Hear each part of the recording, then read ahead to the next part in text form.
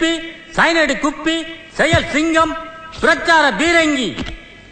ஒரு வாரமானாலும் எதிரிகளை நேருக்கு நேராக சந்திக்கக்கூடிய போர் குணம் கொண்ட போர் வாள் என்று போற்றப்படும் எங்களுடைய வட்ட செயலாளர் வண்டுமுருகன் அவர்களை இப்பொழுது உங்கள் முன்னே வீர உரையாற்ற வருமாறு அழைத்து உங்களிடமிருந்து விடைபெறுகிறேன். நன்றி, வணக்கம். வாங்கினேன் போடா. பேசும்போது அதை நாம படுத்துறது. ஐயோ, நம்ம மைண்ட் அங்க போகுது.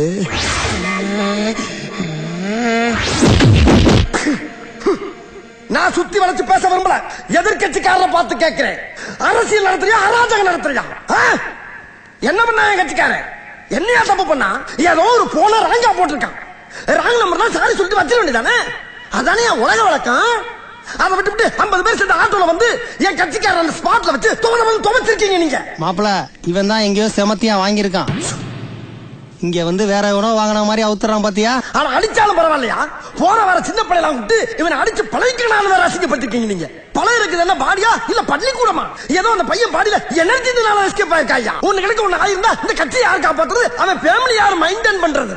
இவ்வளவு ஏன் குஜராத்ல கூட இப்படி ஒரு சம்பவம் நடந்துச்சு. இதே பையனை ஒரு கட்சிக்காரன் கொண்டு போய் வச்சு அடிக்கிறாயா? ஆனா அவன் இந்த அளவுக்கு ஸ்டெப் எடுக்கல. ஒரு 2-3 நாள் வச்சு அடிச்சு அனுப்பிட்டான். அதுவும் எப்படி பிள்ளைக்கு வலிக்க கூடாதுக்காக ஒரு ஆப்பு பிராண்டி வாங்கி ஊத்தி விட்டு அடிச்சிருக்காயா? அந்த நாகரிகம் கூட உனக்கு தெரியாது. என்ன அடி? பச்சை தண்ணி கூட கொடுக்காம போட்டு அடிச்சிருக்க நீ. எப்படி எல்லாம் உன் காலில் விழுந்து கிடறனா? இறக்கம் இல்லையா உனக்கு? வேணாம், எங்க கிட்ட வேணாம். அடிதடி அரசியல் எங்களுக்கு பண்ண தெரியும். ஆனா நாங்க காட்ட மாட்டோம், காட்ட தெரியாது எங்களுக்கு. ஒன்னே எச்சரிச்சுக்கிறேன், என் கட்சி தொண்டரின் காலிலே இருக்க சுண்டு வழியில ஒரு குண்டுமணி அளவு ரத்தம் வந்தாலும் சரி, எதிர்கட்சிக்காரன் தலை தோரணம் கட்டி தொங்கவிடும் என்பதை எச்சரித்துக் கொள்கிறேன். யாரு கூட்டத்தை பொழந்துகிட்டு வர்றா? ரைட்டு, சைத்தான் சைக்கிள்ல வருது. சரி, நீ யாரு? நான் யாரா? இவ்வளவு நேரம் எதிர்கட்சி கிழிச்சியே அந்த ஈகுகா கட்சி தலைவரோட உயிர் தொண்டனா நானு. அந்த தொண்டனா? அடடா, நம்ம பர்சனல் மேட்டர் அரசியல்ல மிக்ஸ் பண்ணி பேசினா உண்மையிலே எதிர்கட்சியில இருந்து ஒரு மூதேவி அருவாளோட வந்து நிக்குது. நம்ம ஒரு பக்கம் வண்டியை திருப்புனா அது ஒரு பக்கம் போதடா. கடவுளே, வெட்டுவானோ? ஏய், என்னடா சொன்ன? எதிர்கட்சிக்காரன் தலையை போற தோரணம் கட்டி தொங்க விடுவியா? தோரணம் கட்டி தொங்க விட எங்க மண்டை என்ன மாயலையா? அடி எங்க வர்ற?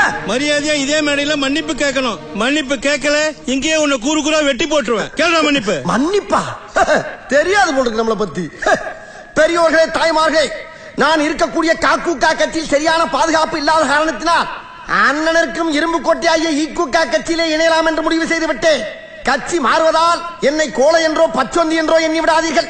இருக்கின்ற கட்சியிலே இருக்கின்ற மேடையிலேயே இங்கிருந்து இன்னொரு கட்சிக்கு தாவும் தைரியமும் தன்னம்பிக்கையும் இந்தியாவிலே எனக்கு ஒருவனுக்குத்தான் இருக்கு என்று கூறிக்கொண்டு இங்கிருந்து விடைபெறுகிறேன். அண்ணே, வாங்க போவோம். அண்ணே, உங்களுக்கு எனக்கு ஒரே தைரியம், ஓட்டுக்கினே. டேய், முன்னாடி வாடா. அண்ணே, பின்னால உட்காந்தா கொஞ்சம் ஈஸியா. நான் முன்னாடி ஓட்டும் போது பின்னாடி இறங்கி வர்றதுக்கா? வா, முன்னாடி கேட்டுக்குள்ள வாடா. கேட்டுக்குள்ளையா? அண்ணே, கும்பாபிஷேகம் பண்ணணும்னு முடிவு பண்ணிட்டீங்க. அத ஊருக்கு வெளியே வச்சு பண்ணுங்க, கூட்டத்துல வச்சு பண்ணிடாங்க. ஆமா, நம்ம 2 பேருக்கு இதானே ஃபர்ஸ்ட் மீட்டிங். ஏய், மூறாங், இது டீசன்ட்.